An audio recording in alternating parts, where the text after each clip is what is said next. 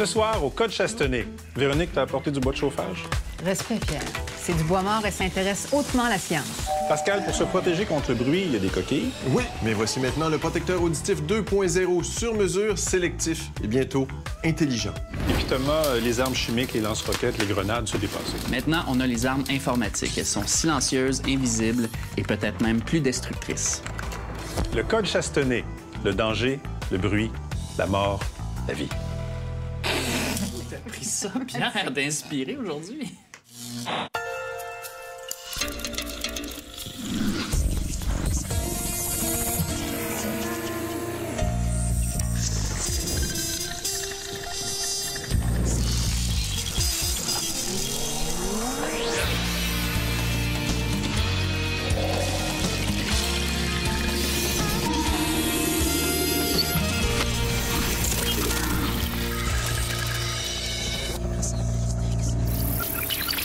Véronique, d'habitude, on s'intéresse aux arbres vivants et pas nécessairement à du bois mort comme ce qu'on a ici. Oui, mais en fait, le bois mort réserve plein de surprises. Ça grouille de vie. C'est ce qu'on a découvert.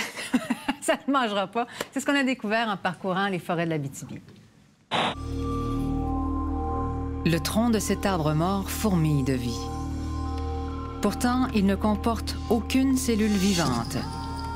Alors qu'il se tenait grand et droit pendant des décennies, un jour, il a été attaqué par un feu, une infestation ou simplement coupé par l'industrie. Étonnamment, ce qu'il reste de cet arbre aujourd'hui contribue à la renaissance de la forêt et au maintien des espèces qui l'habitent. En forêt, un arbre mort est plus qu'adéquat pour finalement générer beaucoup de vie et beaucoup d'activités chez beaucoup de plantes et d'animaux. Donc, le bois mort est probablement plus vivant que souvent le bois vivant. Pierre Drapeau est co-directeur du Centre d'études de la forêt, associé à l'Université du Québec en Abitibi-Témiscamingue. Ses recherches ont démontré un lien direct entre la présence de bois mort et l'abondance des espèces animales. L'arbre vieillit, il meurt éventuellement et il a au cours de sa vie après la mort plusieurs cycles d'utilisation et de vie, en ce sens que beaucoup d'animaux et de plantes vont l'utiliser lorsqu'il est encore sur pied et par la suite lorsqu'il va tomber au sol. Mais le bois mort se fait de plus en plus rare dans nos forêts parce qu'elles rajeunissent. La forêt publique du Québec est fortement aménagée, donc on est allé couper sur une bonne proportion du territoire et on a beaucoup rajeuni la forêt. Ce qui fait que nos forêts plus jeunes ont moins de bois mort et le bois mort est une clé de voûte pour la diversité biologique en forêt boréale. C'est ici, à Rapide-Danseur, en Abitibi, que Pierre Drapeau étudie les réseaux d'animaux qui dépendent du bois mort dans les vieilles forêts. Nous sommes présentement au lieu de tournage à un endroit où la forêt n'a pas brûlé depuis 1760. Donc, on a de très, très vieilles forêts, des forêts qui n'ont pas brûlé depuis la conquête, et des forêts plus jeunes. Et dans ces forêts-là, d'âge différents, l'abondance du bois mort devient de plus en plus importante plus on avance en âge, plus la forêt est vieille. Première étape, trouver le bois mort et choisir des troncs qui sont susceptibles d'offrir un habitat pour la faune. Ensuite, à l'aide de caméras qui peuvent atteindre 50 mètres de haut, il répertorie les espèces qui vivent à l'intérieur des arbres morts ou sénescents, c'est-à-dire en train de mourir. S'il y a des utilisateurs, on peut les identifier à l'espèce, mais on peut aussi voir s'il y a des œufs, combien d'œufs qu'il y a, s'il y a des juvéniles, combien de juvéniles qu'il y a, quel stade de la nidification ils sont rendus. Donc, ça nous permet de dire aussi combien de jeunes qui vont sortir de cette cavité-là. Philippe Cadieux est étudiant en doctorat en écologie forestière. Il s'intéresse tout particulièrement aux pics, parce que ce sont eux qui construisent les fameuses cavités dans le bois mort et qui serviront de nid aux autres espèces. Bien, pour la faune cavicole, les pics sont très importants, surtout en forêt boréale mixte, parce que la plupart des cavités ne sont pas des cavités naturelles, ne sont pas causées par la dégradation, mais par les pics. Je pense que 98 % des cavités actives, des cavités avec nid qu'on a trouvées, étaient principalement excavées par les pics. Donc, ce sont les architectes de ces réseaux-là d'utilisateurs de cavités. Qui aurait cru que les animaux étaient organisés en réseau? L'une des tâches de Philippe consiste justement à identifier les animaux qui réutilisent les cavités laissées par les pics. Il utilise un diagramme classique en aménagement forestier, mais qui n'avait jamais été adapté à nos forêts boréales, le Nest Web, le réseau d'utilisateurs de cavités. Pour bâtir son réseau, Philippe doit amasser des données pendant plusieurs années. Année après année, on revisitait les mêmes cavités, puis on en cherchait des nouvelles. Après ça, qu'est-ce qu'on fait? On prend ces données-là, puis on construit le réseau d'utilisateurs de cavités.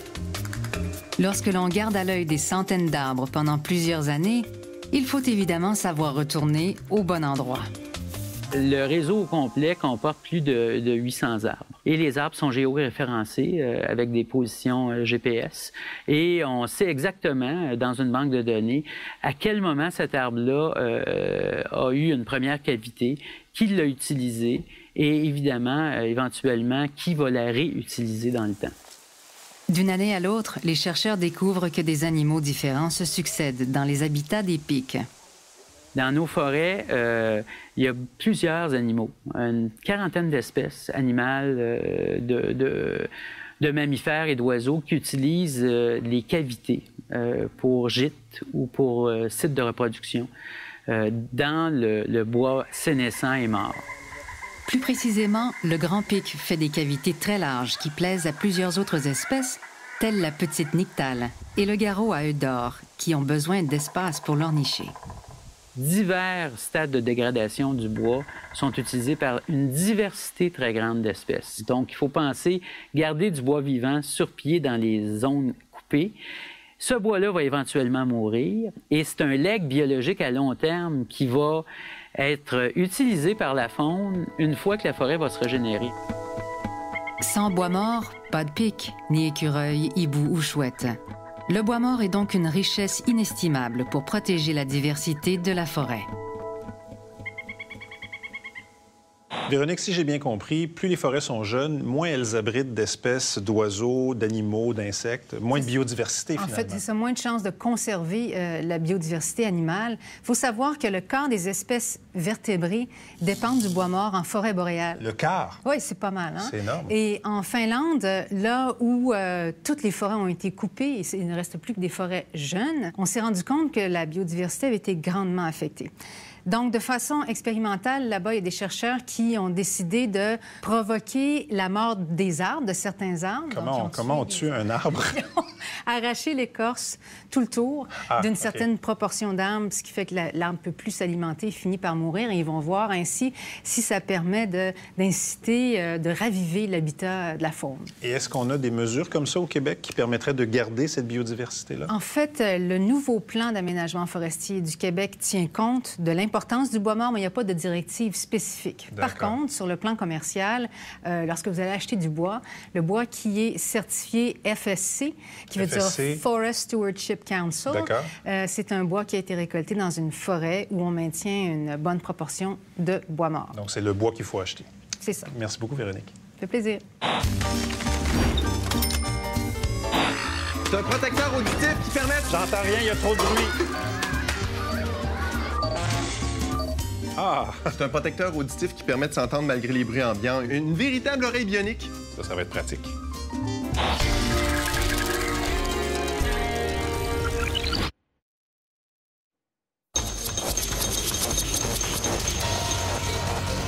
Les usines sont souvent des endroits très bruyants, on le sait, et pour se protéger les oreilles, les travailleurs portent des bouchons ou des coquilles, mais c'est loin d'être parfait. Oui, parce qu'on doit souvent les enlever pour communiquer avec ses collègues, ce qui peut être inconfortable à la longue. L'idéal serait d'avoir un bouchon intelligent. Un bouchon bionique.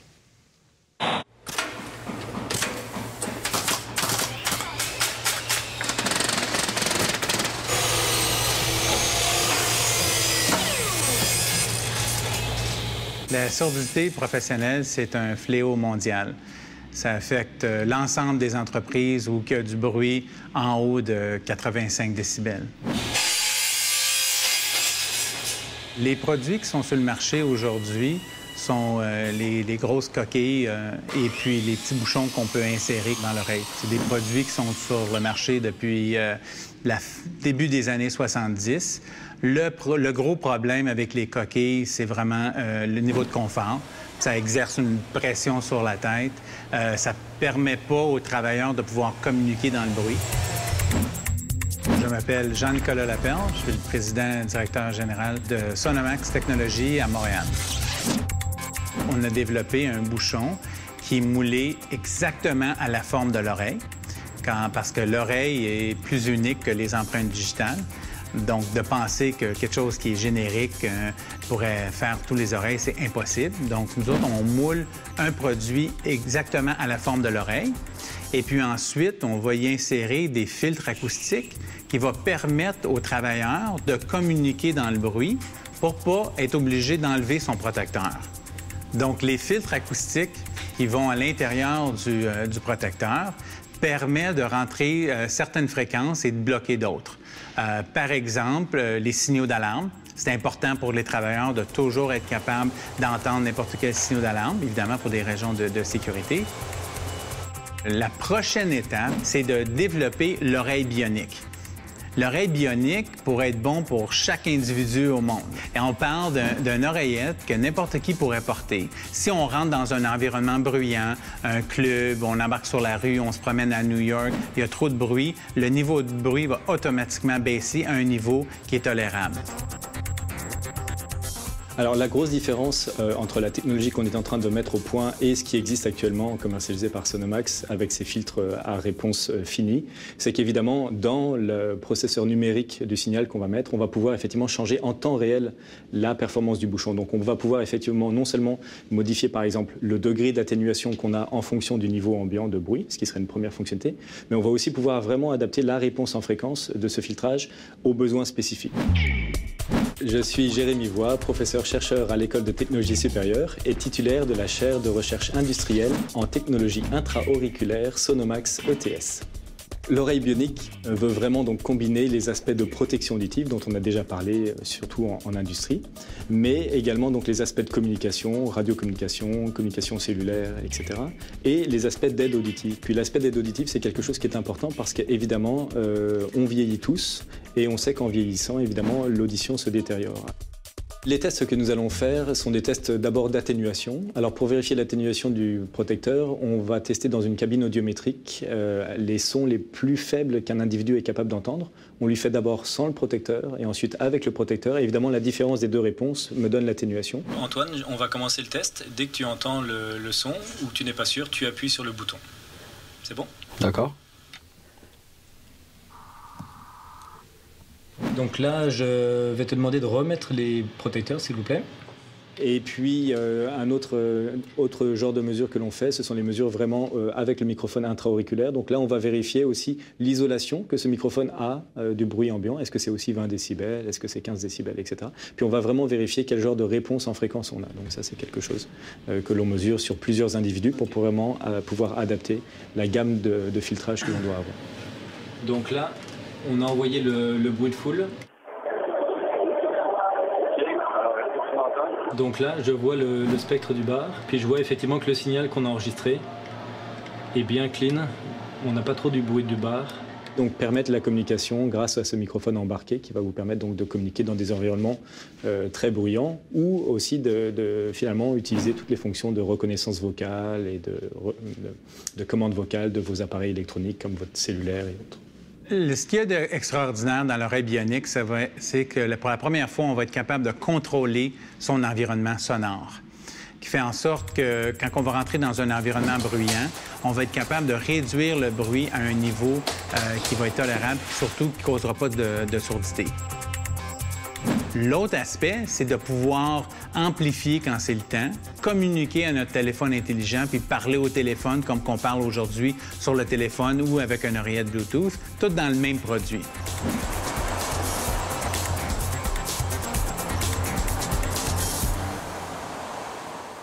Pascal, l'oreille bionique dont on vient de parler dans le topo, est-ce que c'est pour bientôt? Bien, ce serait fin 2013, début 2014. Donc très bientôt. Très bientôt. Sonomax fait déjà 2 produits semblables, des protecteurs auditifs qui sont fixes, qui ont 4 niveaux de protection au bruit en fonction de l'exposition au bruit du travailleur, et des écouteurs qui sont moulés à ses oreilles, qui protègent des bruits ambiants.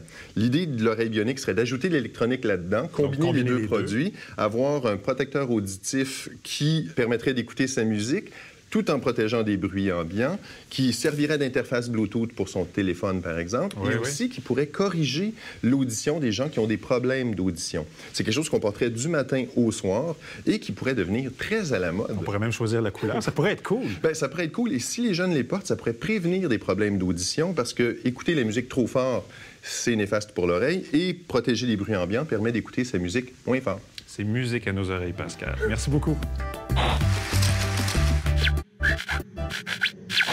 Des complexes hydroélectriques en panne. Des centrales nucléaires hors d'usage. La distribution du courant capote. Non, on ne vous parle pas d'une nouvelle sorte de bombe, mais plutôt de super virus informatiques capables de causer des dommages matériels importants. Plus tard à l'émission.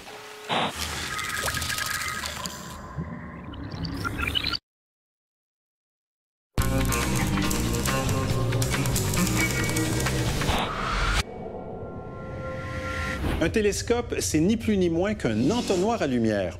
Son rôle consiste à capter les photons de lumière émis par les astres et à les concentrer sur nos détecteurs. Rien d'étonnant au fait que les astronomes rêvent de télescopes de plus en plus grands pour capter de plus en plus de photons et pouvoir ainsi observer des objets toujours plus lointains ou peu lumineux. La prochaine génération de grands télescopes qui seront construits au cours de la prochaine décennie dépasse l'imagination.